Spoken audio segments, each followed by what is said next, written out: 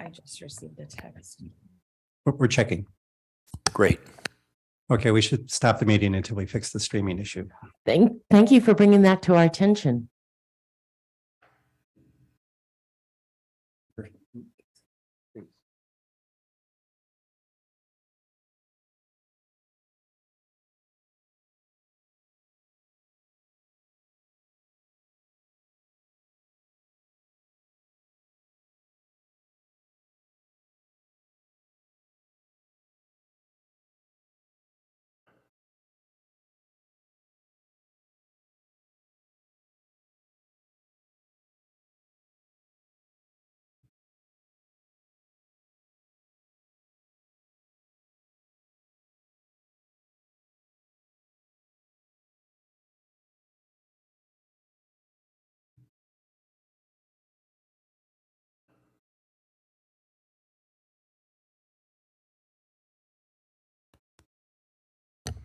We are now seeing it on the website.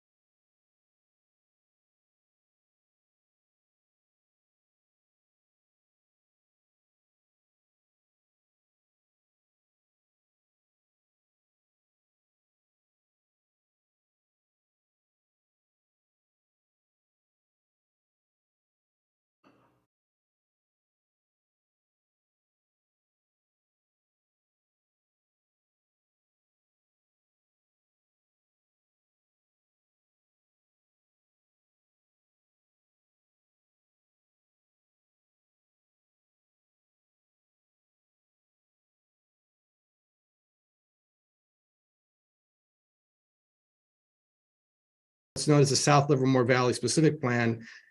That actually was passed in 1993, and this is a plan between the county and two cities whose purpose, and which was successful in encouraging vineyard production while also providing mitigation of development, of urban development and buffering, which was very important. So I think there's a lot of resources available to you all, and not only in other commissioners throughout the state like me, but also in Cal LAFCO. And I again urge you that this is a wise choice. Form a committee, work with the county, work with the city, and see what if you can come up with something to deal with the ag-urban interface. Thank you so much. We will now go to Mr. Ken Huff, to be followed by Stephanie Zlativa.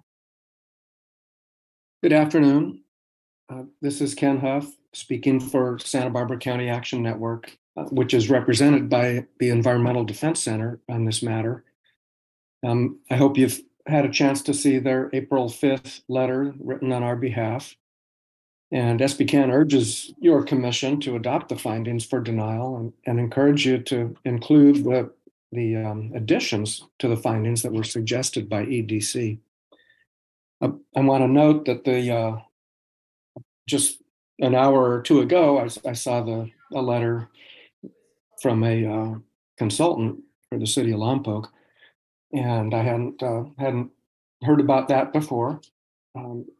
We cited or referenced the analysis that was done last fall for the city by Mintier Harnish, the city's consultant on their housing element, that suggested that the city probably could meet their housing needs without expansion into the farmlands. And now there's another consultant, and since your last meeting until today, there's a new consultant that's got a new letter that makes a different conclusion. And having read it, I don't agree with their conclusion. And I urge you to adopt the findings and again to include the suggestions that EDC made. Thank you very much. We will now go to Stephanie Zlativa, to be followed by Matthew Kompa. Thank you. I think the most preposterous thing about the whole situation is the number one economic driver of this region is agriculture. So does it really make sense to decrease agriculture to expand the city itself, given that the economic driver is going to go down and quality of life in that city is going to go down, and other factors that follow the lessening of the economic drive in that area. Also, expanding into farmland is never the only solution. There's always ways to expand in other ways vertically. There's a number of different technologies and methods of forget technologies, just there's simple methods of expanding vertically and expanding in a way that does not impact the environment that could be used. So there isn't a reason to expand into the farmland that is very highly valuable in terms of agriculture. And there's a reason why the Chumash specifically settled in this area, in this agricultural area, because it's so prime as an agricultural place of for California and for getting the resources that are specific, that are very valuable to this area, that some of which are very hard to grow in other areas. So again, my number one reason of not expanding into the agricultural land is that is the primary driver for in economics terms of that area. So thank you so much. We will now go to Matthew Compa to be followed by Maggie Hall, who is our final speaker. Good afternoon, Commissioners, Chairwoman Hartman. My name is Matthew Campa. I'm a legal fellow with the Environmental Defense Center here today on behalf of SBCAN. And I'm going to talk about why the city's request for delay in the creation of an ad hoc subcommittee is unwarranted. Contrary to the city's contention, there is more than enough currently available information and analysis to support denial. The issue of whether to expand the City of Lompoc's SOI and residentially develop prime farmland along Bailey Avenue has been before the Commission in various forms for over 20 years. In that time, numerous FEIRs, staff reports, a study session, extensive public input and analysis conducted by the county's long-range planning division all provide a wealth of evidence for the Commission to make an informed decision. The city's reasoning in asking for a delay are for a number of reasons without merit. First, the city is in no way prejudiced from engaging in further analysis or from proposing an SOI amendment for a new location, which by definition would be an entirely new proposal and require an entirely new application. The city has been free to engage in infill analysis during the entire pendency of this matter, and it will remain free to do so even with denial. In addition, staff identified numerous bases for denial, not just that related to infill. Indeed, the only way to get around the staff's finding related to conversion of prime farmland would be to propose an SOI amendment for a new location, which again would be an entirely new project. In all, there is more than enough information before LAFCO to deny the project. The truth is that this issue has been heavily analyzed and that no amount of analysis is going to change the fact that this project, by its very nature, is inherently inconsistent with applicable laws and LAFCO policies. For those reasons, we urge the Commission, consistent with the weight of the evidence and applicable law, to deny the city's request for further delay. Thank you. We will now go to Maggie Hall, who is our final speaker. Good afternoon. I'm Maggie Hall, Senior Attorney at the Environmental Defense Center, also speaking on behalf of the Santa Barbara County Action Network. We would like to urge the Commission to adopt LAFCO's staff recommended findings and draft resolution and deny the city's SOI amendment. LAFCO staff determined, among other things, that the city's proposal would fail to promote infill development, fail to address the existing jobs to housing imbalance, and would convert prime farmland in a manner that would not achieve orderly growth. These findings are the culmination of years of analysis and effort by LAFCO staff. The findings are well-reasoned and supported by extensive evidence. Such evidence includes multiple final environmental impact reports, the December 8th, 2022 staff report, as well as extensive analysis conducted by the county. Applying these findings to applicable law and LAFCO's policies, the city's proposal must be denied. As noted in the findings, the city's proposal directly conflicts with the CKH Act, which directs development away from prime farmland and creates a preference for infill development on vacant or non-prime farmland.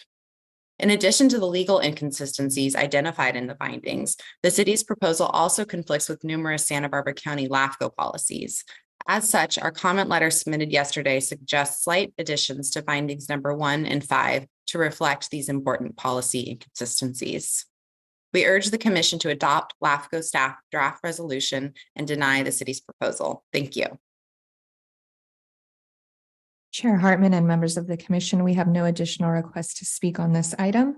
And I would just like to note for the record that we did receive 6 public comment letters via email that were distributed to the board in advance of the meeting and were posted to our website. Thank you, Madam Clerk. And Mr. Prater. Thank you, Madam Chair and Commissioners. Good afternoon. Since this item was agendized and placed on the consent calendar, the city's representative have submitted their letter of request as seeking an ad hoc committee. Staff did not have the opportunity to respond or make a recommendation per that. So I'm happy to give that recommendation now so that the commission has that before you. And essentially, the recommendation that I would give is to not establish an ad hoc committee, that would not follow our traditional policies and practices in establishing such committees, particularly for an application proposal itself. Generally, the commission forms those based on policy analysis and determinations that the commission wants to add within our handbook, but not directly on application proposals. The city would be given the opportunity to submit any new application, work with staff through the channels to define and refine their application in any way, whether it be for a sole new application of a sphere of influence amendment or a joint application of a sphere amendment and annexation as one hearing item. So that's the recommendation that staff would give. Okay, and so we're back to the commission. I would like to just take the chair's prerogative and say that the ad hoc committee, it seems like a mixing of roles. Our job isn't to become invested in applications that come to us in an ad hoc committee. Our job is to be dispassionate up here and consider what the application says. So I just wanted to add that to Mr. Prater's comments. So we are back to the commissioners, and are there questions? I defer to Commissioner Patino. Well, thank you, Mr. Stark. Chair Hartman, since the last meeting, I really have had a change in my feelings and in my vote. And I think many of us, the last meeting, raised questions that I needed more information on. And I had asked how much land is there for infill, where the infill could be. And I think one thing we're neglecting, and since the last meeting, there was a meeting in Lompoc where Colonel Long was there discussing the need for housing for Vandenberg, that 80% of the people that work out there are not housed on Vandenberg. And so between Lompoc and Santa Maria, we're going to have to fill a need, not just the need in our own community, but a need out there that I hadn't even thought about at the time. And I think it's really important. I don't have a problem with an ad hoc committee to come back with more information, because I think there was a lot of questions that weren't raised. And as far as the sphere of influence, there's always going to be a group of people that do not want that sphere of influence to be, or to even to be annexed.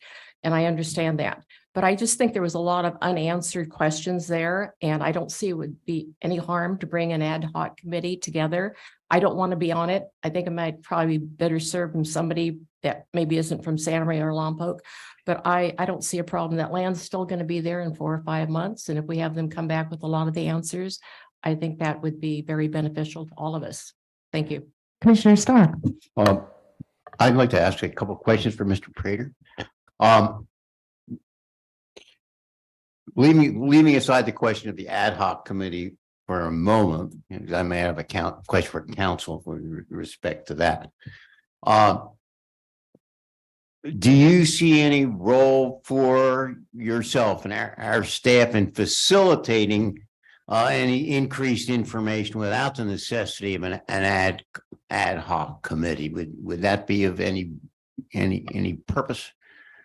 To be candid, I think Mr. Splendorio raised some good points about the desirability of having a comprehensive long-term solution for the entire area, if that's feasible, and if we could get to that position, I think it would be, we would be doing a benefit. But I might suggest that maybe staff could take a lead in facilitating that rather than having the entanglements of commissioners. Yes, thank you, Commissioner Stark, to the chair. That's exactly what we're here to do. So staff would help assist in any new application for the city in desired, whether that, any aspect of that, long-term planning of that. From here to the end, that's what staff is here to help. The public, the applicants, and the commissioners in whole. So we are available for that. Does there need to be a formalized application before you do that? No, Oh, okay, that's sort of what I wanted to know, whether you could work informally to move things along. I do think Lompoc has raised some legitimate concerns that we ought to address as orderly as possible. I guess my question for council is, if we stay a hearing in which we had public testimony and then have an ad hoc committee with less than a quorum of the commissioners making a recommendation to us, does that cause us any problem when it comes back to the commission? It seems a little awkward to me.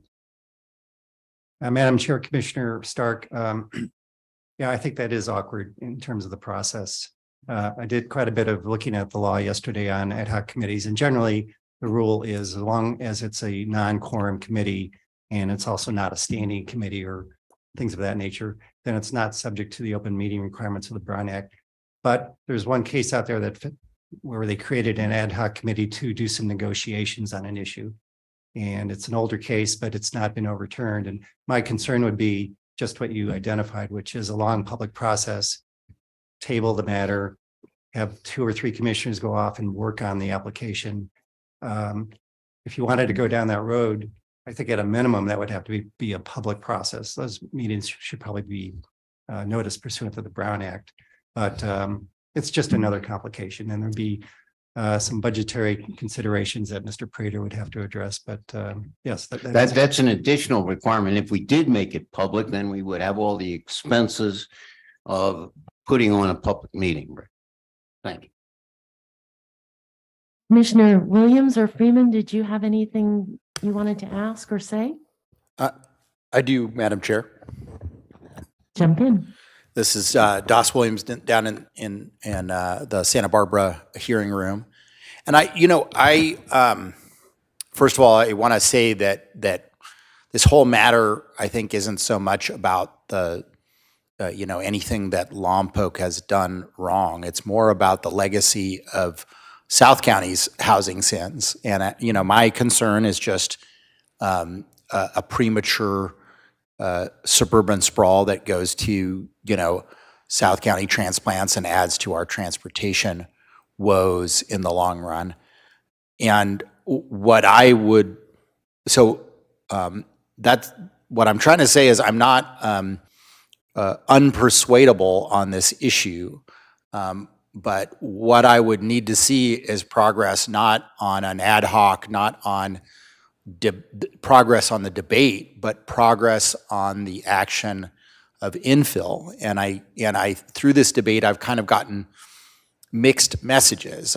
When I go to this hearing, I see everybody says, well, Lompoc's done everything that possible to do infill, but on Lompoc's own housing documents, that's not what the message I get. From their housing needs assessment, I see that Lompoc is identifying 1,421 units that they think can be established on vacant and underutilized sites. And on the housing element presentation itself, 5 policy items. The identification of sites within the H Street overlay zone, identification of sites within the Old Town commercial, the establishment of an Ocean Avenue overlay, and the implement a missing middle overlay.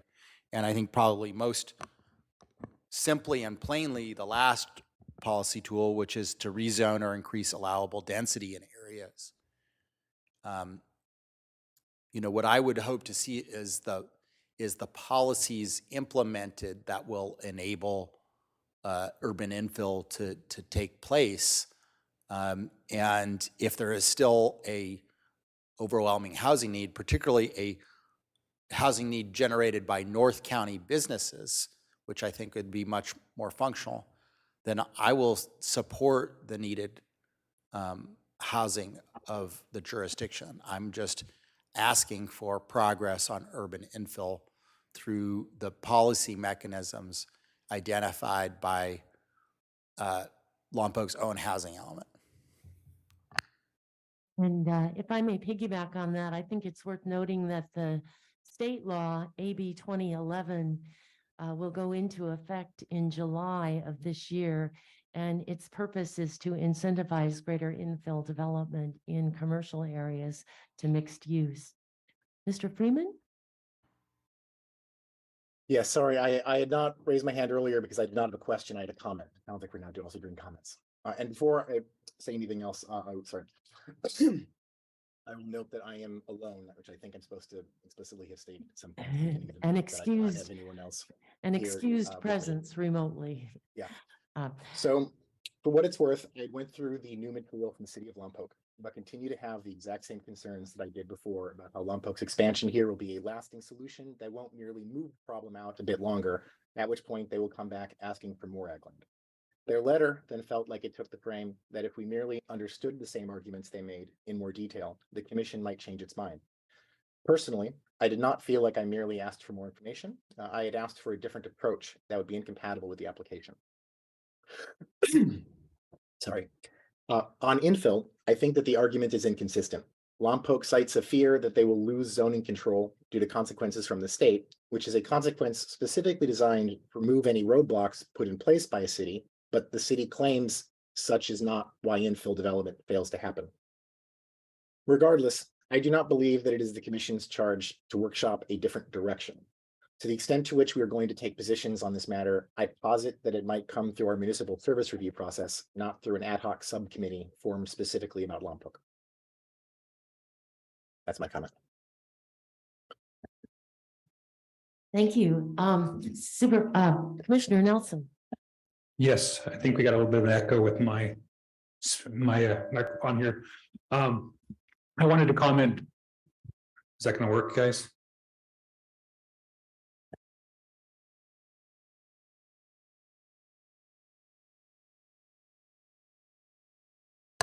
If I need to leave the room for 60 seconds to facilitate his ability to comment, I want to be able to,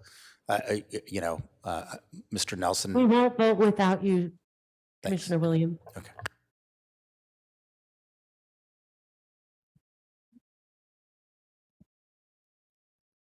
Same problem.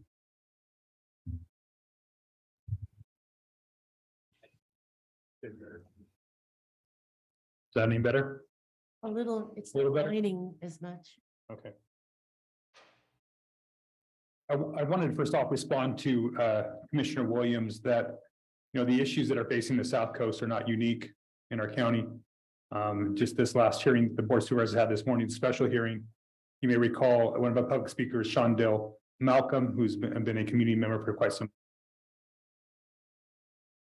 spoke about his rent eviction in the Lompoc Valley as well, just like his experience in Isla Vista. So I want to make sure that we keep in mind that the problem persists throughout our county. And so I just want to make sure I got that on the record. But the second piece that I wanted to talk about was this potential ad hoc committee, because I think we're going to have some significant challenges over the next few years with annexations if we don't get our arms wrapped around the urban ag interface and what kind of model requests we want to have for cities so that they can propose something that might include the reduction of agriculture. I've been challenging the agricultural community to communicate with the cities and with the county on what is the appropriate amount of agriculture. Is it just 1 acre? Is it 1%? What is the line in the sand for future development? We know at some point agriculture will be impacted by future development in our cities. We're looking at it all over the place, and it would be a good idea to maybe have an ad hoc committee based on that policy and the issues of surrounding ag-urban interface, model proposals for buffers, and what would be the appropriate amount and acceptable amount for the community on the loss of ag, because it will happen at some point. Instead of having the line in the sand to be no additional loss of ag, we should come up with a standard that's acceptable and potentially mitigatable or acceptable to the community as a whole. And so I think that it would be smart for us at some point to have some type of ad hoc committee to address that. I would just respond that I did serve on an ad hoc committee to look at our ag policies before you became a member of the board. And that was with two other members. Mr. Prater, would you like to just respond? I was just going to highlight that. I think in recent years, this commission did establish an ad hoc committee to look at agricultural policies. And to my knowledge, that ultimately was tabled. And we kept our policies that were already at play. To go further, I would not oppose if this commission wanted to take on an ad hoc committee again on a urban ag interface policy direction. That is more suited for the policy. It's not an application specific. It's on a policy establishment of the commission. That would be appropriate. But that's at the discretion of the commission, and it would have to be at a future agendized item so that you could take action on that. Commissioner Guyer. Thank you. Well, I have two things. The first one is I'm very uncomfortable with the commissioners forming an ad hoc committee. They're the decision maker, and I think it might be appropriate for the city to form an ad hoc committee, and our executive officer could be a member of it, but I'm uncomfortable with decision makers being part of a committee that way. The second thing that I really grapple with a lot is that I view the commission's role to preserve prime ag land, but I don't see an exception in there that says to accommodate RENA numbers. I mean, maybe I'm missing something, but I don't see that allowance to do that. We had a speaker very knowledgeable in the act at our last meeting, and he said that the act needs to be changed, but we're not the body to change the act. That fight's in Sacramento. So I'm uncomfortable with forming an ad hoc committee. Commissioner Osborne. I think Commissioner Nelson has made a point of the prior ad hoc was before the state changed how it was approaching and the mandates. The RENA numbers come down without always factoring in outside entities like a military base and its growth and its change. So we have lots of different mandates coming at us that, again, we don't control, Commissioner Guyer. But I think if we don't examine how those are impacting us locally and decide on how we're going to address more than just Lompoc's issue regarding this area, then we are never going to be able to meet state mandates, RENA numbers that will come down in the future, or the ability to grow in a way that is both respectful of ag as well as respectful for those communities that need to grow to survive. It is one of those things that as much as we hear about people leaving the state because it's too expensive or it's too high taxes, we also know there are those that want to come to this community, that want to stay in our community, that want to invest in our communities. And if you've got communities like mine that are landlocked and don't have an opportunity because you are so steadfast on no prime ag land ever be annexed, then you will see no city increase. And yet you all just finished having a discussion at the Board of Supervisors level where you're taking more than 148 acres and putting them on a list because somebody's willing to build. And what we have in this scenario is somebody's willing to build. So again, there are a lot of different influences, a lot of different things. And if all we do is sit to our list of things that we are limiting ourselves by, then we're limiting our communities. And I think that is an inappropriate way for this body to behave. So I would support a future discussion on what an ad hoc would look like to definitively expand our policy on interaction with prime ag land rather than sitting in a place of absolute denial based on our current policy. So I think there's tacit direction from the board to come back to agendize this item of agricultural urban infill interface. Commissioner Stark? I was gonna make a motion that effectually accomplishes or would effectuate what you just said, which is I would move that we approve the findings, the staff findings is drafted. I leave it up to the staff to advise us on whether the additions suggested by the environmental council at EDC add materially anything to them and would take their advice on that, approve the findings, direct our EO to come back at a future agenda. I don't know whether next month or the following month would be appropriate, with a discussion of forming an ad hoc committee to discuss policies related to the agricultural urban interface and related issues, with an estimate of what the scope of the work might be and any budgetary implications, as well as some indication of who might be consulted in the course of that effort. I have a question for council on that motion. My question would be I would consider that motion out of order because it doesn't pertain to the agenda item.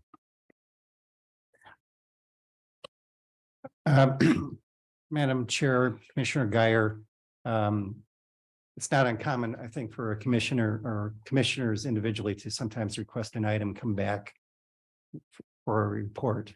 So while it's not technically within the scope of this agenda item, although I think you could debate that because it's Mr. Stark, I think, is after some issues being raised by this agenda item. It's an alternative. I would suggest it's an alternative to the stay that is requested by Lompoc while evaluating the same sorts of issues. Well, would you separate your motion? I think that might give greater clarity. I'd be happy to. I will separate my motion and start with the motion to approve the findings.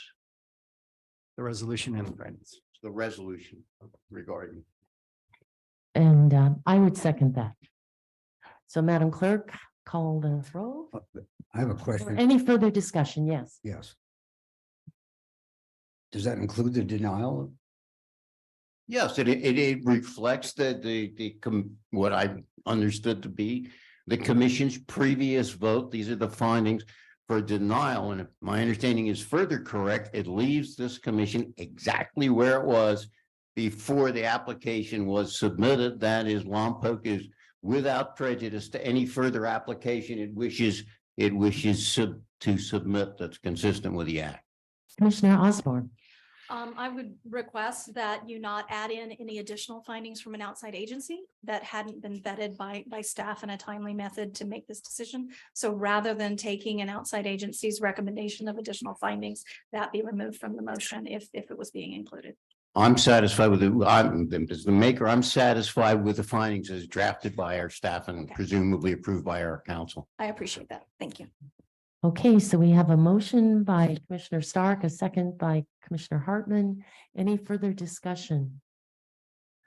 Madam Clerk. Commissioner Freeman, Aye. Commissioner Guyer, Aye. Commissioner Patino. Aye. Commissioner Osborne, No. Commissioner Stark, Aye. Commissioner Williams, Aye. Chair Hartman. Aye. Motion passes 6-1. Now, Commissioner Stark, would you like to, we often just do that informally, give direction, but if you feel more comfortable making a motion. I would feel particularly comfortable if our EO wishes to say how he understands the board's action and directs us as, what he intends to do. Perfect. Thank you, Chair. Commissioner Stark. Staff does hear that the commission would like to have a future agendized item about establishing an ad hoc committee for ag urban interface policy. Thank you. And that would include the questions about the scope and the budgeting that that would be normally accomplished. Okay, so that brings us back to the balance of our consent agenda, 2 items that we have not yet had a vote on. May I have a motion to approve the balance of the consent calendar? I'll move it. I will second. Commissioner Williams seconds, and Madam Clerk. Commissioner Freeman, Aye. Commissioner Guyer, Aye. Commissioner Patino, Aye. Commissioner Osborne, Aye. Commissioner Stark, Aye. Commissioner Williams, Aye. Chair Hartman. Aye. Motion passes unanimously. And I'm going to take the chair's prerogative to reorganize the order of our agenda and go next to business item number 2, the Los Olivos time extension. The general manager has to leave at a certain time to teach a class at Cal Poly, and so we want to respect that. And so, Madam Clerk, would you read that into the record, please? Chair Hartman and members of the commission, business item number 2 is to consider a request from the Los Olivos Community Services District to extend the time to successfully conduct a Proposition 218 assessment as required by Condition B in the Resolution 17-03 approving formation on April 13th, 2017. Mr. Prater. Thank you, Madam Chair and Commissioners. This would be the 4th extension requested by the district, and it would extend out that formation approval until the year April 5th, 2025. There is a letter of support by the Central Coast Regional Water Quality Control Board and a number of public comment letters that were submitted to the commission and posted on our website as well. And I understand that district president and the general manager have prepared a presentation, which we'll let them give. So with that, that concludes my introduction. All right. So, Mr. Fayram. Thank you, Madam Chair, members of the LAFCO. Again, my name is Tom Fayram, and I am the current president of the Los Olivos Community Services District. And I'll have a short presentation for you and then be happy to answer any questions you might have. Just as a reminder to your commission, the district was formed with the boundary as shown, 384 parcels, 45 of those being commercial and 339 being residential. Our last extension request was in March of 2021. You approved that in June of 2021. And those goals from that extension were to develop the on-site wastewater treatment system requirements, financial outreach and assistance. I think at my last update a couple months ago, we talked about some of the cost implications that we're facing with, the current layout of the district, the number of parcels and the cost of putting in a system. We have established some additional local groundwater monitoring. We've installed 2 monitoring wells to also help quantify the status of the groundwater. And then also we have been working and will be continuing working on a phased collection and treatment system. Just to put in perspective, the timeline of Los Olivos, starting in 1974, when the county designated Los Olivos as a special problems area, to our formation in 2018. I guess I do have a pointer. So our formation in 2018, and the relative timeline is there's been a lot of work that we've done. There's still a lot of work to do, and this all takes time, especially when you do that with a community that's interested and engaged and is quite interested in the cost of this project. So our progress since 2021, as I mentioned at my last update, we have completed the 30% design by a consultant. If you recall, the cost of that is $48 million for a small community of less than 400 parcels, which is much of a concern. And we've done a number of other studies, effluent study, disposal study. As mentioned, we put 2 wells in. We had a very well-attended workshop in January where we sought the comments from the community of what's important to them for this system. And then we had an alternatives report that was most recently completed by a consultant that talked about what are the alternatives for treatment, the alternatives for collection, new treatment systems or collection systems that came to the board's attention is what's called a step system or a pressurized system instead of a gravity flow system. And so understanding how all these can work and what's the optimum system is what we're working on. And so what we need to do is find out what best cost solution for our community is. Probably will require input from some outside grant to help support this. With a small community of less than 400 parcels, just to put in context, $48 to $50 million system is just averaged over all those parcels, $125,000 per parcel. If we want a successful 218 election, we're going to have to figure out a better way than $125,000. And I don't think we'll have the support of the community for that much of a cost. So that's where we're at right now, is we got that upper level. Now we're working on what are options that we can bring the cost down by contracting the collection system, optimizing the treatment system, finding the best disposal solution. So all of these considerations are what we're going through. Then when we get to the point of defining the final project and the phasing of that project, we'll have to do environmental review and then that Proposition 218. Perhaps in there, I can't emphasize enough is the need for some grant support for the capital cost of this project. So again, cost of the construction and the O&M. When you have a package plant that's operating on a small number of parcels, that's going to be a pretty significant cost to those properties as well. And then some of the issue areas for our community and that came out of our workshop is the location of the plant, obviously. Concerns about growth inducement. I think these are all issues that we can address. Odors and view shed. Here's where I just talked about our 30% design gravity for the entire district. That's a number that is going to have to be figured out either by reducing those costs and adding grant support for a small town such as ours. I mentioned 125,000 per parcel. We did look at the step. That's an effluent collection. That's where you still have a tank on your property. The solids stay on your property and you pump the effluent out to a treatment plant. There are some cost alternatives or benefits to that. There's also some problems with that. Who owns the tank? Do we still want to have a tank on our property, in the town? And we've also learned recently from environmental health, who's here as well, that you have to have setbacks from water lines when you have a step tank. So those are all, again, competing demands that we're trying to sort out.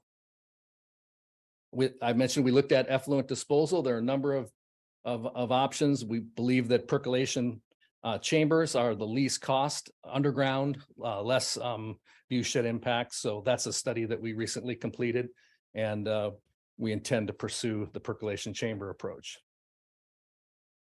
And then finally, advanced on-site will be the default if we're not able to solve this problem, because there is no other alternative, and we don't want to do that. We want to find the solution that is cost effective, that can get away from multiple advanced on-site systems in the town.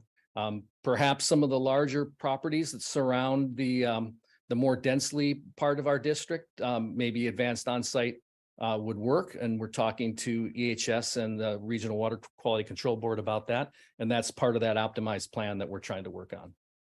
And then, of course, to get to that Proposition 218, I just can't stress enough that we can hold a Proposition 218 election. We could start that at our next board meeting. But we, as a board, are committed to getting to a successful Proposition 218. And that's where coming up with the right project, with the right cost, and making that something the community can afford and desires. And so, as mentioned, we had one very well attended workshop in January. We plan to, as we further define, our alternatives, have additional public workshops, pursuing grants. One option that we're also looking at is the medium household income. Currently, the medium household income for Los Olivos is the 93441 zip code, which is much different than the town or the district boundary. The surrounding large parcels are included in that median household income, and we think we might be able to show that the affordability issue is much much more problematic than what it may seem when you look at the demographics of 93441. And then, of course, I mentioned we'll have to do environmental and then hold our vote. So with that, I hope I didn't rush through too fast in interest of time, but Guy Savage, our general manager, is here as well. And I'm available for questions. And as I mentioned, Mr. Seifert and Mr. Johnston from EHS are here as well. Madam Chair, thank you. Thank you, Mr. Fayram. Commissioner Stark. I do have a question for Mr. Fayram. It's pretty simple. What will happen if we do not approve the time extension? What would you be required to do? Commissioner Stark, through the chair, as I understand, if you do not approve the extension, I believe then the district will dissolve. And then my question for you is, what's your plan then? I think we're your best bet. We are a board that's voted into place by our community. And I believe having the trust of the community and those people that they have voted for is the best way to proceed on this project. Thank you. And I would, Commissioner Guyer. Tom, if we denied the extension, it wouldn't be an immediate dissolvement. You could also go to a vote, to a 218 vote, can't you? Commissioner Guyer, through the chair, we could do that. I believe that would not be wise because the vote would be for an approximately $50 million project, which I would add, we have not completed final design, so that number is rough. We do not have an environmental document. We don't have a plant site. There's a lot that we don't have. So I don't think it would be prudent even to go to a vote at this point in time because I don't know how we would capture all of that and not have to go back and vote again. Thank you. Commissioner Freeman? Did you have any questions or comments, or Commissioner Williams? I have numerous comments that I imagine will come later in the process.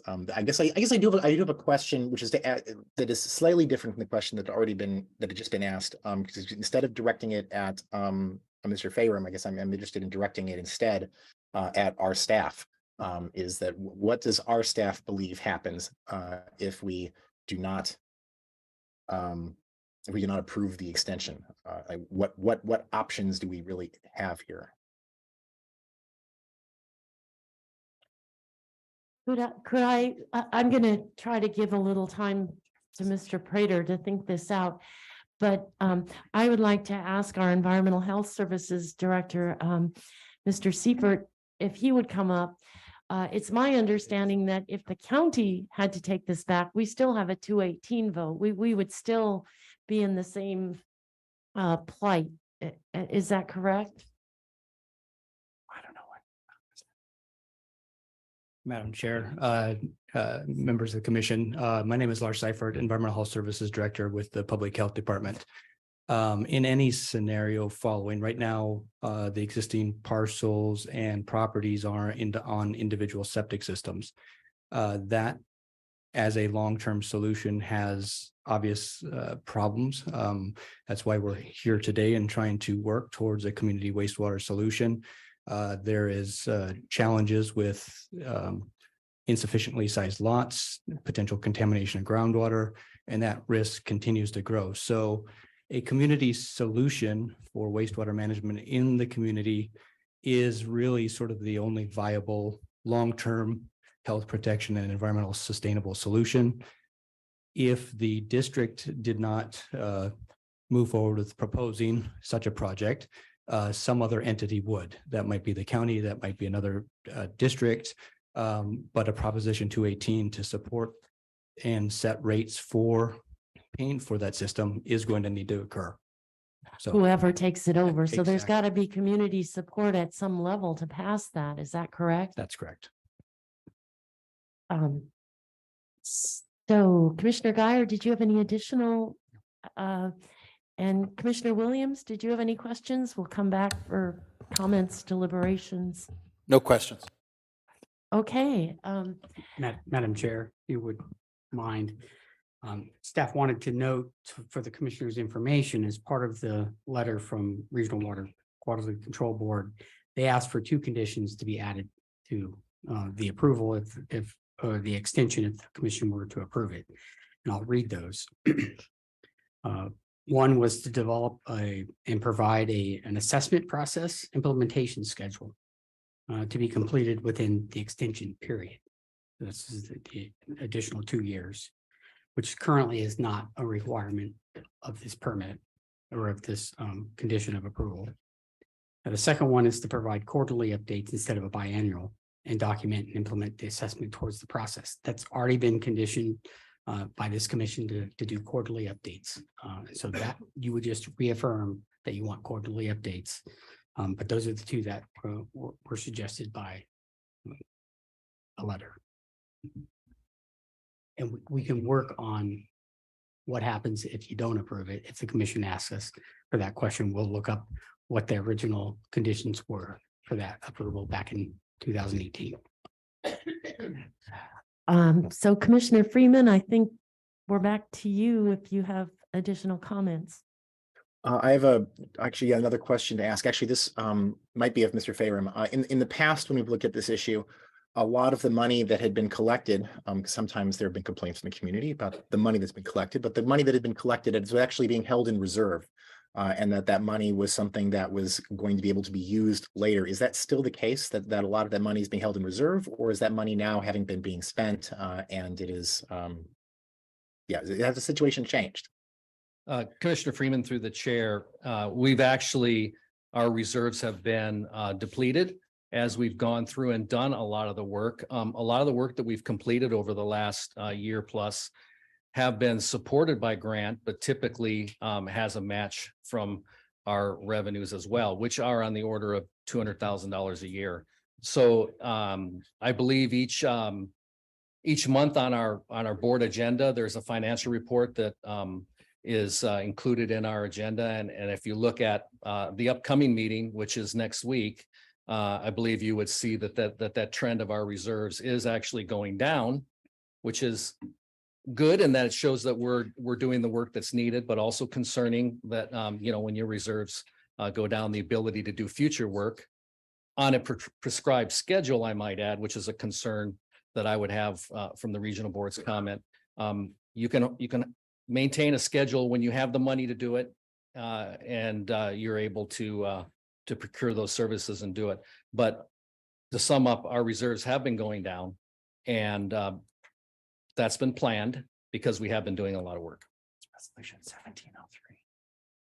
And just to add on, you've gotten a lot of outside money for studies and analyses. Is that correct? That, Madam Chair, that's correct, especially installing 2 groundwater monitoring wells and looking to install maybe a few more. And those have been supported by grant funds, which we're very thankful for. It frankly needed. We would not be able to do that with the funding that we have. Simply impossible. See, I don't think we've gone to public comment yet. Actually, I'm sorry. You still have some questions? Go ahead. Well, I'm actually wondering if it's okay. Can I ask a general question, essentially to the board, to the staff, but then also that question be something that would, if anyone in the public has an answer to that question, maybe they would cause them to answer it during public comment. Like, it would be okay for me to ask such a question? Absolutely. One thing that I struggled with is some of the public comment letters that we received have indicated that maybe we should take away this project and give it to another agency. And to the extent to which anyone has a feeling like that, I'm very curious to know what agency. And I'd like to add, and how will they get the 218 vote?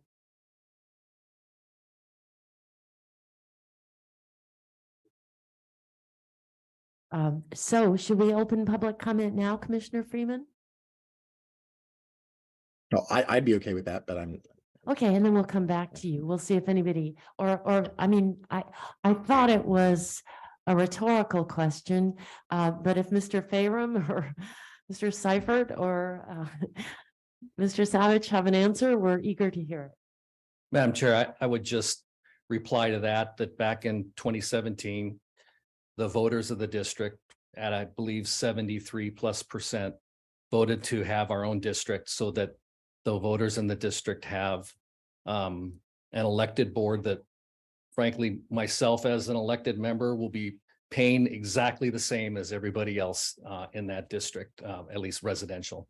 And I believe there was a sentiment in the community that that's how they wanted to be governed, because the decisions that our board makes are going to be impacting those people the same as every other resident in the community. And 73% approval, which included the taxation, I think is a strong message that the community wants its community services district to govern and direct where this project goes.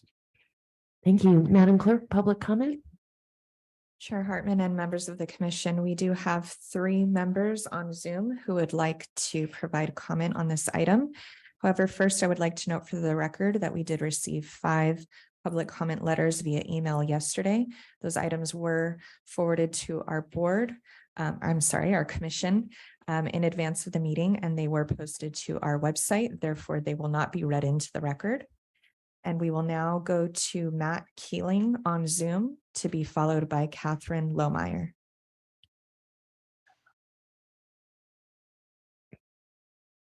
Good afternoon. Can you hear me? We can, loud and clear. Chair Hartman, Commissioners, Executive Officer Prater. I'm Matt Keeling, the Executive Officer of the Central Coast Regional Water Quality Control Board. Thank you for the opportunity to provide comment to you today to supplement our March 21st letter that Executive Officer Prater noted as attachment C to this action item. Although the Water Board is disappointed with the ongoing delays associated with the Los Olivos Community Wastewater System Evaluation and the Proposition 218 process, we're fully in support of the proposed extension to continue the process. And I'd also like to add that we do appreciate the Community Services District and the county's efforts thus far to move the needle on implementing a community wastewater solution to replace septic systems that are quite clearly causing nitrate impacts to groundwater within the community. Also, as Executive Prater noted, and I appreciate him, acknowledging our 2 conditions to our support of the extension, we think it's important that the Community Services District be required to provide and implement a detailed schedule that includes associated milestones and due dates to complete the process in a stepwise and timely manner, and also for them to provide regular updates to the commission, documenting their performance and implementing that schedule. I think, as most of you are aware, the need for a community wastewater system for Los Olivos dates back almost 50 years. And as noted at the start of this item, this is the 4th extension request. Historic and recent groundwater quality data document nitrate impacts from the Los Olivos community septic systems that threatens the community's water supply, quite frankly. It's really beholden to the community to look at this as an opportunity to really provide a sustainable water resource for themselves as it relates to the impacts that are currently being caused by their septic systems. So I just want to make sure that that's clear to everybody. For our part, the Water Board is going to continue to coordinate with the Community Services District as well as the county to help facilitate the process and hopefully achieve a successful Proposition 218 outcome. So with that, thank you again for the opportunity to comment to you today. Thank you for taking the time to join us. We will now go to Catherine Lohmeyer on Zoom, to be followed by Anna Marie Gott, who will be our final speaker. Hi, my name is Catherine Lohmeyer Rohr. I hope you can hear me. We're outside in our nation's capital for spring break. I want to say that I have not met a single person in our community who wants to do away with the Community Services District. The whole idea was local control. And in terms of community support, there's tremendous unified support for a CSD. However, the CSD put forth a phased project with ongoing extensive groundwater monitoring on which any expansion would be premised. That went before the public. The public approved it. The stakeholders that approved it, the board adopted it unanimously as the resolution. they've stopped following that project. This is why we have eroding public support at this point. I'd also say the references to grant money. I work on getting grant money, and I have seen many, many deadlines pass. There were opportunities for grant money and other funding that have flown by in the last year to 18 months. I've brought them to the board's attention. I've offered to help them. The reason the board has exclusively pursued an extraordinarily large, extraordinarily expensive solution, which is completely inconsistent, again, with the one they adopted by resolution many years ago now. So I'd like to, say this needs, they're now, the story is that they need to study other things. And yet at the latest board meeting, they've said they've run out of money and they don't think they can get grant money. So we're now going to be stuck with the only thing they've looked at in the last 2 years, which again is large, expensive, and absolutely not what anyone wanted. So to the question, where would it go? I mean, at this point, right? Originally, the idea was it would go to solving. And everybody thought that was a terrible idea because they would run sewer pipe through at prime ag land and it would, encourage sprawl. Well, the plan, they've now spent, $330,000 in grant money and assessment fees on, does precisely that, places a plant on ag land and installs a large expandable sewer system. So they're not delivering the local control. And maybe that's the concern. If they can pledge to do that, we would love to have them see this project through. Thank you for your comments. We will now go to Anna Marie Gott, who is our final speaker. Good afternoon, commissioners. I wrote a more detailed letter that I hope you've all read, but I will go ahead and just reiterate that one, I absolutely agree that we need to go ahead and provide the extension. However, we do need to condition it. And I have outlined a number of conditions that I believe that the community really needs to have, and you need to condition with this extension so that we can actually get to a vote on the Proposition 218 and vote, and that it will be successful. One is expanding the study of wastewater treatment options, including potable water reuse, and fund further cost studies. As Ms. Lowenmeyer just said, we have a substantial problem right now with the board and regarding not going out for grant money for additional monies that we could use for studies. And beyond that, the board has basically, abdicated, its responsibility in actually seeking out wastewater treatment options as well as potable reuse options. They have, held one, major grant, major workshop this year, and it had really no information about the different solutions that we would be able to look at regarding the wastewater treatment facility. So I think that really needs to have more people look at it, and that's why I have specifically recommended a few things. One is, instead of having monthly meetings, going to bi-monthly meetings, and to create a committee that is actually representative of the community, not the board members, actual community members that will go out and seek out different wastewater treatment options, including potable reuse options that might be more in line with what the community members actually want, because they do not want a gigantic, huge, expensive wastewater treatment facility, which, they spent, over $100,000 on last year for a 30% design that no one wanted. I also think that moving to significantly increase outreach and participation by residents through holding additional workshops and having well-designed mailed surveyed.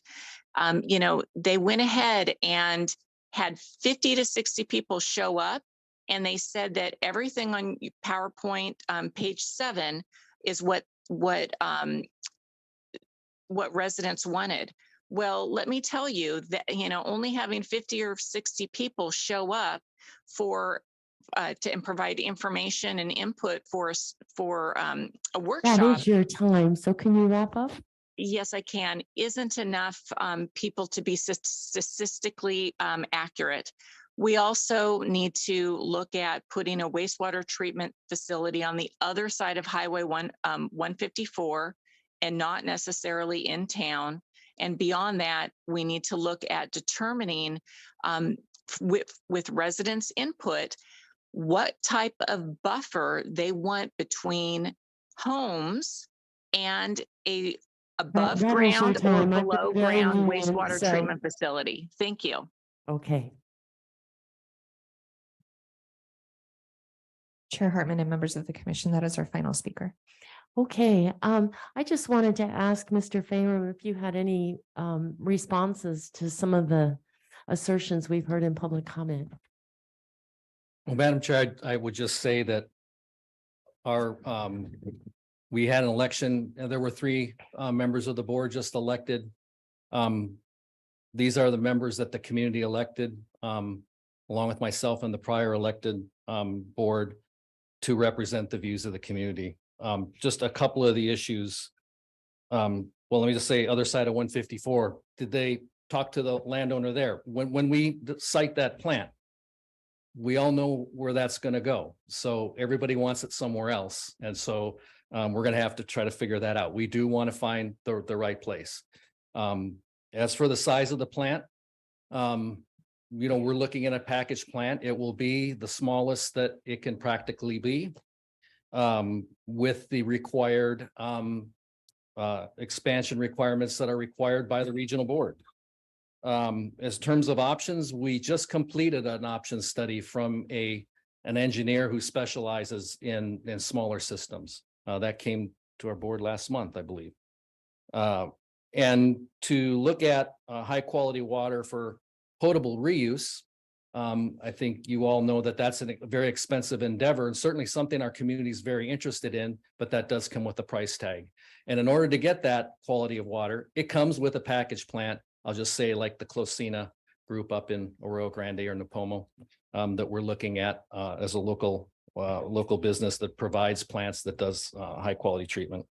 And lastly, regarding the design for the 30% plan, the board has not voted to implement that entire project that I showed you last update.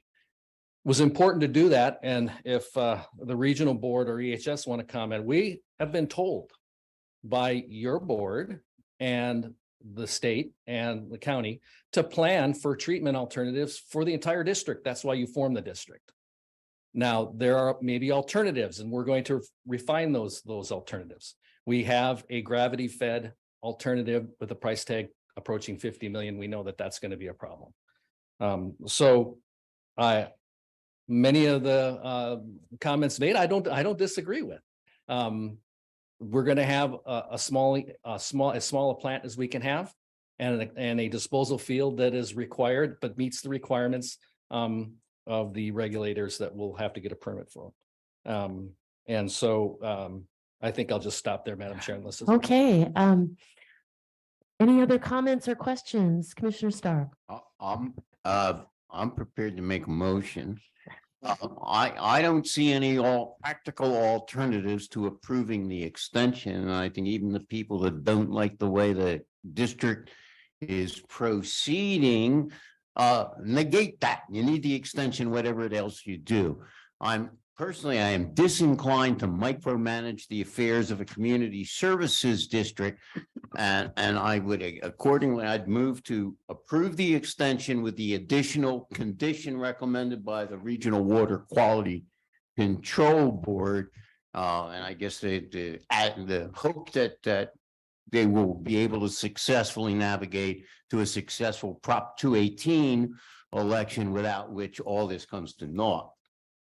I'll second I will that. second. Okay, and further discussion, Commissioner Freeman?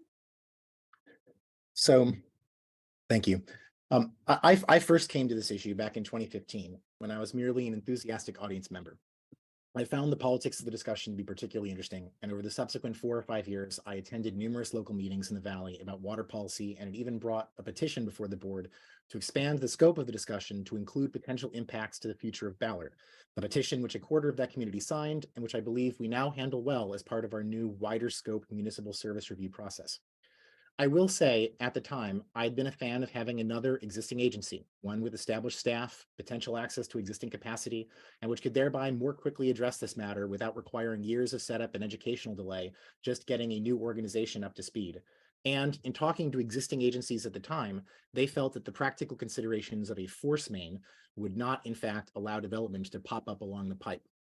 But the community of Los Olivos overwhelmingly supported establishing a new local agency, with 25% of the community signing the petition and 3/4 of them voting for it to be established. And in the years since, these other options have fallen away.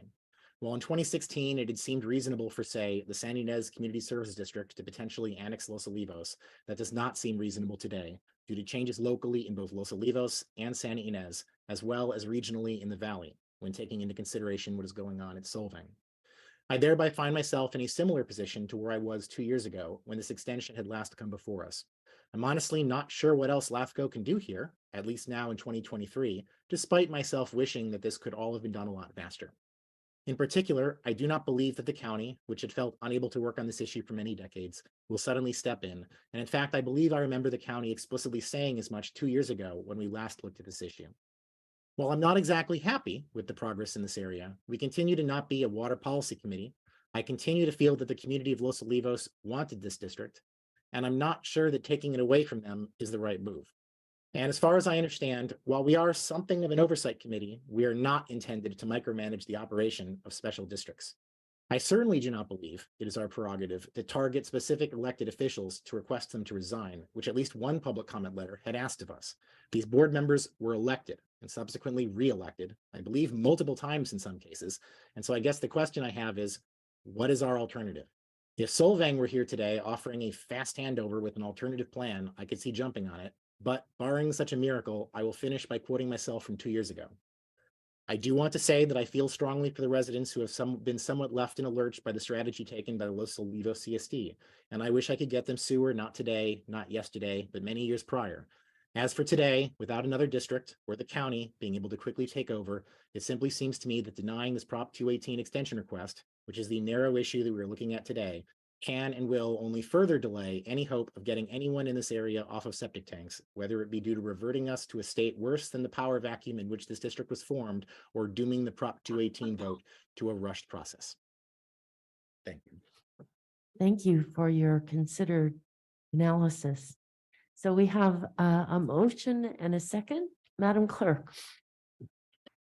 Commissioner Freeman, Aye. Commissioner Guyer, Aye. Commissioner Patino, Aye. Commissioner Osborne, Aye. Commissioner Stark, Aye. Commissioner Williams, Aye. Chair Hartman. Aye. Motion passes unanimously. So let me just take a quick sense of the commission. Would we like a 5-minute break or keep plowing through? I see, I'd like a 5-minute break. My watch says I need to stand up.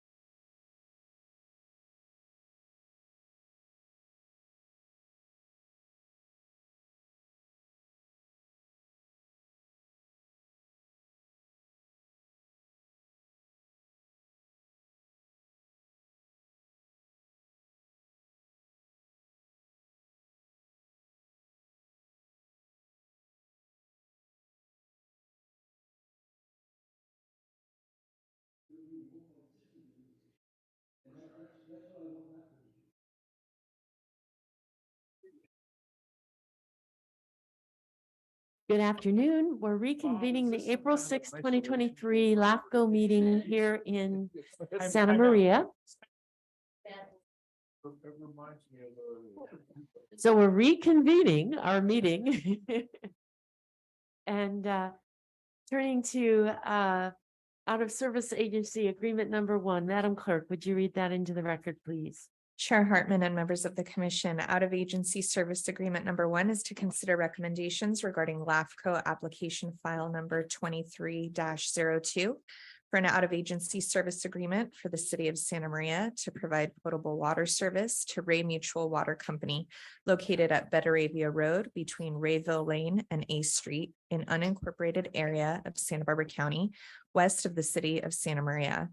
It includes the Betaravia Road right-of-way, APNs 111-030-005, 006, 007, 008, 009, 011, 012, 013, and 111-040-010, and to consider approval of an agreement that includes the following actions.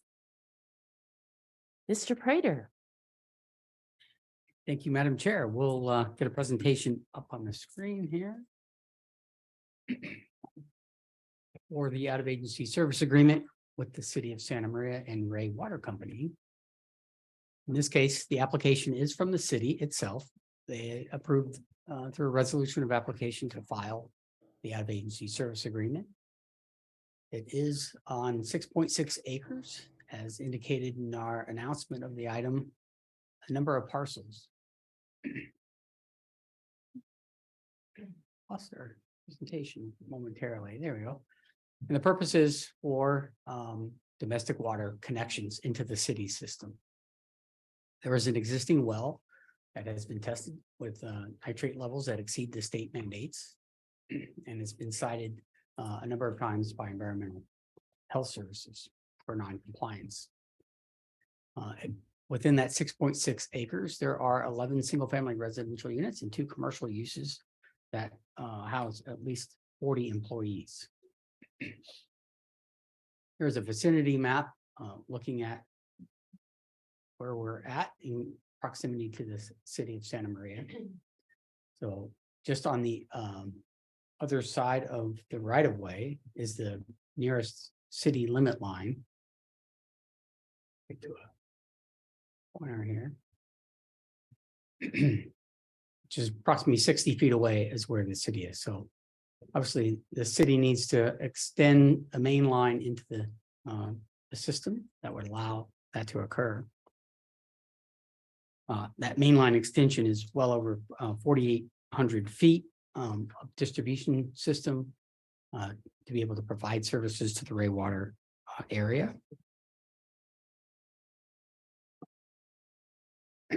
However, the area and the proposal itself is within the city's sphere of influence, which was last updated in 2016. Both the water company and the city itself has agreed to the water service and has approved an agreement to do so. As I indicated, it's roughly 60 feet away, with both the city and the property owners having provided documentation of both the threat to health and safety of the public and its residents. In this case, the application was moved forward for the commission's approval rather than taking advantage of a chair authorization approval, given the nature of this proposal, wanting the full blessing of the board. Again, the uses are 11 single-family residences and 2 commercial facilities. There's no land use changing that's occurring. No general plan changes. It's all within the county as industrial M2 zoning. That does allow still some agricultural uses. The city's plan for services was outlined and adopted as part of the package of attachment C. The city essentially will develop a new distribution line and service connections to all of those parcels, roughly over 4,800 linear feet of new pipeline will be laid, extending from Mahoney Road all the way to Rayville Lane. As we indicated, they have provided that documentation. If it were a scenario where they were outside of the sphere of influence, we would need that documentation so that the agreements could be extended outside of the city's service boundary. In this case, it's all already within the service sphere of influence, and so we can extend it virtually either way. The city did adopt a mitigated negative declaration as part of this project. The issues that were identified relate to the service connection, but essentially were found to not be growth inducing if the extension were to occur. That's mainly because it's within a reasonable distance of the site of the city's system and city limit line. The community already receives water to development, so we're not adding any new water uses that aren't already pre-existing. It's just that water is not meeting standards, and therefore a more viable option is to use the city's water potential. And it would be limited to just this properties and no additional properties outside of that. Any future application would need to come forward before the commission to extend services beyond this property. And so the commission is being asked to find that you've evaluated this environmental document, that you agree with the determinations, and we would file a notice of determination if this out of agency service agreement is approved. Along with that, the commission's policy does state that the landowners would have to consent to a future annexation into the city as part of the out of agency service agreement approval. And that has been added as a condition of approval. And they have consented to the out of agency service agreement itself, both the city and the property owner, by virtue of this application. So the conclusion is that the application does respond to an impending threat to public health and safety, does allow the city to be the best service provider as they are the closest and have the capability to serve the area. The agreement has been attached to this packet for all the landowners to sign to consent. So staff does recommend that the commission approve this agreement subject to those terms and conditions. So if there are any questions of staff, we'd be happy to answer any. Commissioners? Commissioner Stark. I just went, are we a responsible agency with respect to this, and the city did the mitigated negative deck? Is that correct? Correct. So we would be, our sequel finding is limited to the determination that the mitigated negative deck is adequate for our purposes. And we have to make an explicit finding that there's no growth inducing impacts, do we? Correct. Thank you for summarizing that so succinctly. A renewed, a deeper understanding. Any other commissioners? Commissioner Freeman or Williams? Chair Hartman, I would just like to note for the record that Commissioner Freeman has left and Commissioner Allen will be voting in his place. All right. Commissioner Allen, anything to add or questions? I have nothing to add. Okay, public comment. Chair Hartman and members of the commission, we have no request to speak on this item. All right. Any further comments, or are we ready for a motion? Guess we're ready for a vote. Well, nobody else will. I'll seems. I'm looking at you. It's straightforward enough. I'll make a motion to approve the staff recommendation with the conditions as identified. I'll second that. All right, Madam Clerk. Commissioner Allen? Aye. Commissioner Guyer? Aye. Commissioner Patino? Aye. Commissioner Osborne? Aye. Commissioner Stark? Aye. Commissioner Williams? Commissioner Nelson? Aye. Chair Hartman. Aye. Motion passes unanimously. All right. The next organizational item, Madam Clerk, will you read that into the record?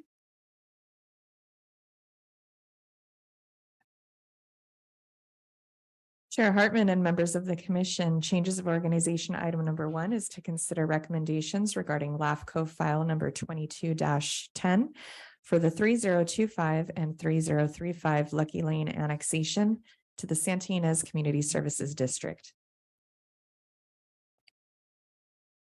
Okay, Chair, we will give a presentation on this one as well. All right.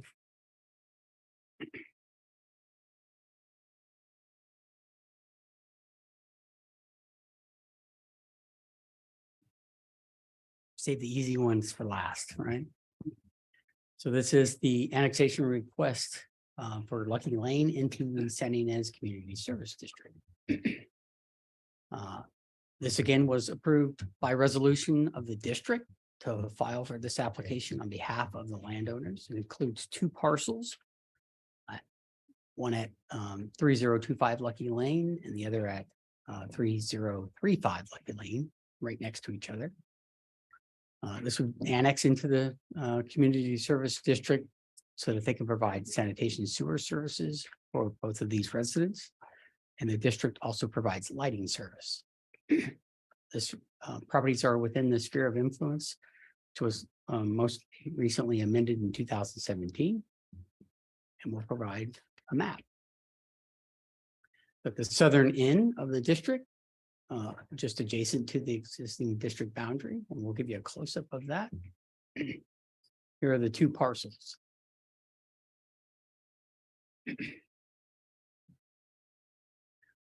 In this case, the land use, the 2 developed parcels are single-family residents. They're built out with single-family residential units. There's no change to the land use as proposed as the boundary change. Again, it's within the county zoning of 1E1. The plan for services addresses the capability of the district's ability to serve these 2 parcels and to their system. And as indicated, the district does serve the area to the north of this parcel, these 2 parcels. And it is within a reasonable distance connecting to North Refugio Road. In this case, staff is acting as the agency to adopt a categorical exemption under a class 19, which is CEQA section 15319B for annexations appropriately zoned for and not adding new any uses to that. Both the landowner and the district have consented, so we can waive the conducting authority proceedings for this and proceed without notice and hearing of an election. Again, the conclusion is that the site is located in the area that is best allowed services by the district, since they already serve the area just north of it. It's within their sphere of influence, and the annexation represents a reasonable and logical extension of services. With that, staff recommends recommended approval. Any questions of staff? We'd have to answer any. Mr. Richardson.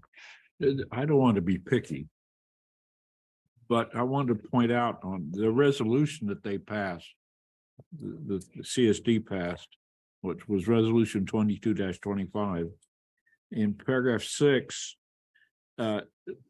they state that they would approve permits based on subject to determination by the district at the time application is made for sewer service that wastewater capacity is available to serve the parcel. So the question is the wastewater capacity there to serve the parcel? I don't understand why anybody would make an application when they had it no ahead of time that there would be no capacity.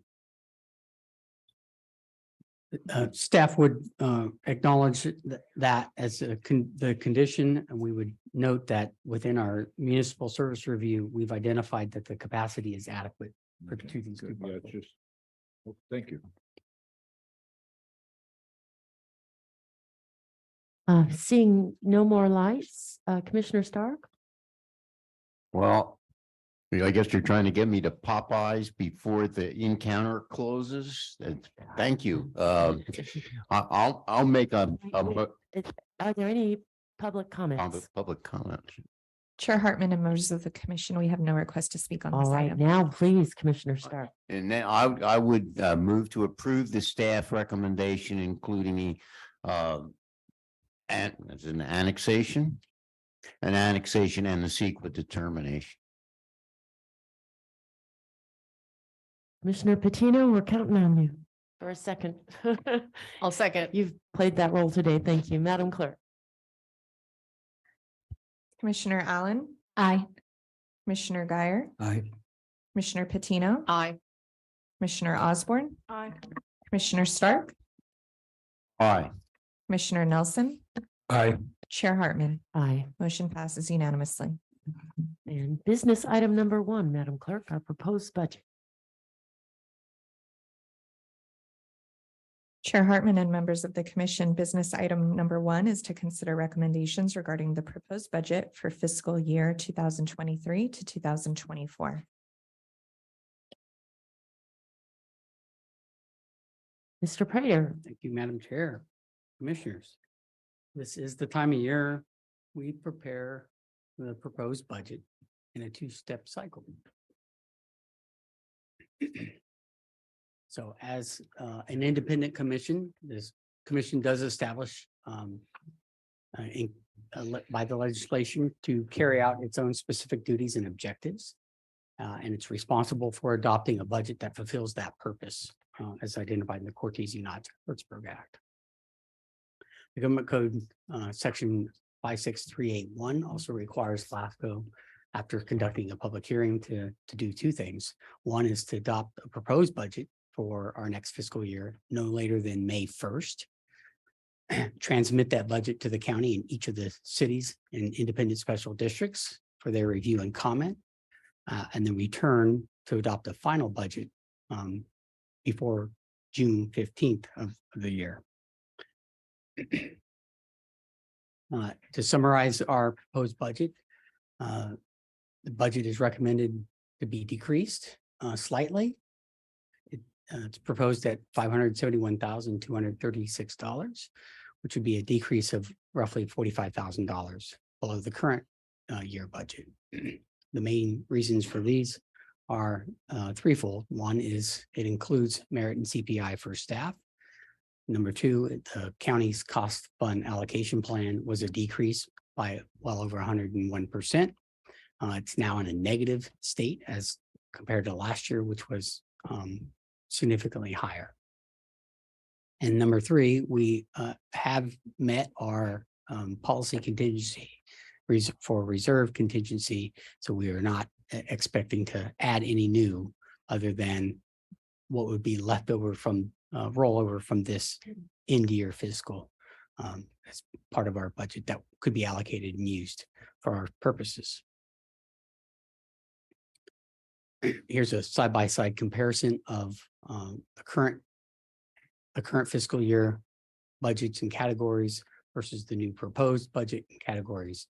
And you see most of the categories are in a negative reduction state to get to our total allocation for this year, which is ultimately our roughly 7% reduction. So with that, if there are any specific questions about any of the line items in specific, there's an attachment of our budget proposal in the packet. Staff would recommend that the commission review, first take public testimony, review the budget, accept any of that public testimony, and direct us to distribute this per the Government Code 56381 to all of the county, city, special districts, and return with a scheduled hearing for May 4th to adopt the final budget. That concludes our presentation. Do we have any questions?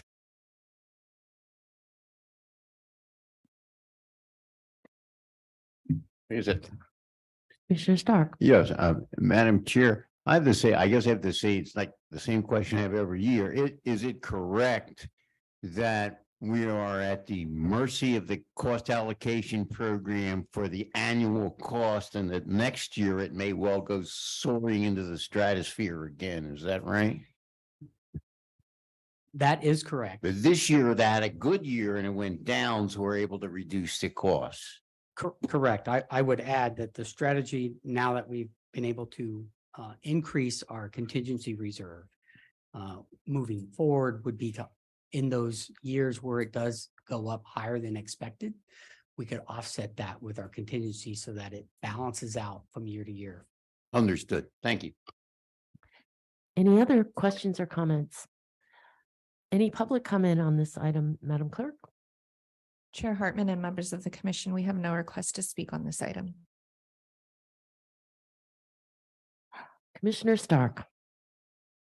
I'm counting on you for a motion. That's your role Okay. today. I'm gonna have my day, I guess. Thank you.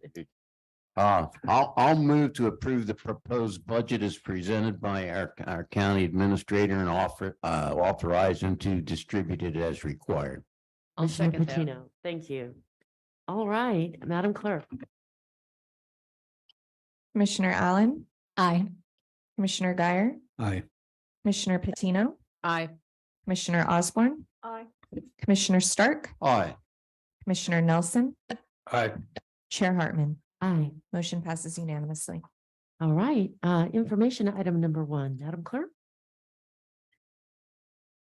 Information item number 1 is to receive and file a report on the LAFCO 2023 current tracked legislation. Okay, Madam Chair, attached to your packet is the LAFCO track legislative bills. It includes 21 bills in that currently tracked. One has been added, so there's currently 22. And the update I would give is the Ledge Committee has met just recently on the 30th, and they will be recommending to the full LAFCO board to remove a number of those bills, as they were a lot of them were spot bills that have now changed and more that no longer need watch by our organization. As we indicated there, staff has highlighted one bill in particular, which is AB 930, which has to do with forming reinvestment in infrastructure for sustainability in equitable California districts, now through a JPA process. This was a similar bill that was proposed last year that didn't make it through the cycle of Senate Bill 852. LAFCO opposed that Senate bill, but we have stayed neutral on this bill as we watch it play out throughout the legislative process. LAFCO has, since the publication of this packet, asked for a support letter for the omnibus bill, AB 1753. And typically the commission authorizes staff to initiate and submit that to the legislators. And so I intend to do that on our behalf so that we support the omnibus. Senate Bill 360 was approved, and it now allows a LAFCO member that also to be able to also sit on the Coastal Commission. So that's a new opening for any interested commissioners that might want to seek Coastal Commission assignments. Could you explain how that person would be selected? That would be from all the LAFCOs throughout the state, right? Right. And just as the all members that get to be seated on the Coastal Commission, it just adds one more level of organizational groups that can be thrown into the pool. And so their process would still be the same. And that concludes. I would ask Mr. Prater just to clarify. Am I correct that makes a LAFCO member eligible for nomination to the commission? It doesn't guarantee that a LAFCO member has a separate seat on the Coastal Commission. Right. Is that correct? Right. Thank you. You now can be nominated Whoa. and run through the process. Oh, beware what you ask for. Oh. I guess you're not gonna take that No, one out. no. All right, any public comment on this item? Chair Hartman and members of the commission, we have no request to speak on this item. And that was informational, so we don't need a vote. Any commissioner announcements or requests for future agenda items in addition to those we've already made? Seeing no lights, executive directors, executive officers report. I have no additional comments. All right, we're adjourned to Thursday, May 4th, 2023. Hope everybody's healthy. That in Santa Barbara? That is in Santa Barbara. We all.